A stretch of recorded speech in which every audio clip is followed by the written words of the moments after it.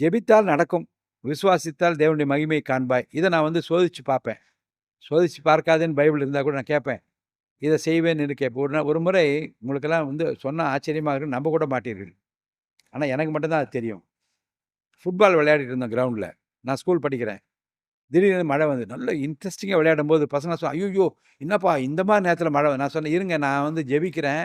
மழை நின்னுடும்ன்னு" சொன்னேன். கைய அப்படி உயர்த்திட்டு, "ஆண்டவரே மழை இப்ப நிக்கணும்னு." Can you believe? மழை நின்றது. ஆமென். இப்போ இது ஒரு முறை அல்ல. ஒரு 4, 5, 6 ஆண்டுகளுக்கு முன்பாக மகரிஷி வித்யாலயா பள்ளிக்கு போறேன். சீஃப் கெஸ்ட்டா போய் உட்கார்றேன். அப்போ அந்த அனௌன்ஸ் பண்றாரு, "இப்போ வானம் இருண்டு வருகிறது. ஒருவேளை மழை வந்துவிட்டால் இந்த நிகழ்ச்சி பக்கத்துல இருக்க ஹால்ல நடக்கும்னாங்க." நான் பேச எழுந்தேன். "நான் ஜெபித்திருக்கிறேன். மழை வராது. ஆனால் நான் காருக்கு போகிறபோது கார் ஏறும் முன்பாக மழை தூறல் விழும்னு சொன்னேன்." நிகழ்ச்சி நடந்தது. மழை வரவில்லை. மேடை விட்டு இறங்கி நான் காருக்கு போகிறேன். மழை பெய்தது. இதை நான் என்னுடைய வாழ்க்கையில் பார்க்கிறேன். Little sisters of the poor.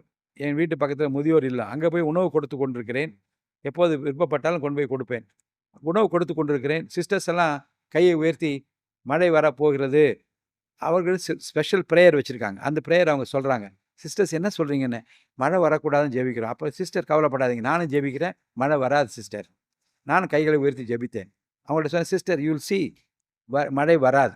ஆமென். அப்போ இந்த மழை வராது என்று சொல்லி ஜெபித்த உடனே இது மழை வராதிருப்பதை நான் பார்த்தவுடனே எனக்கு என்ன ஆச்சரியம் என்றால், ஊக்கத்தோடு ஜெபித்தால், விசுவாசத்தோடு ஜெபித்தால், கடுகளவு விசுவாசம் இருந்தால் மலையே பெயர்க்கலாம். அப்போ நீங்கள் என்னை காட்டிலும் செய்வீர்கள்னு பைபிள்ல ஒரு வசனம் வருது. ம்.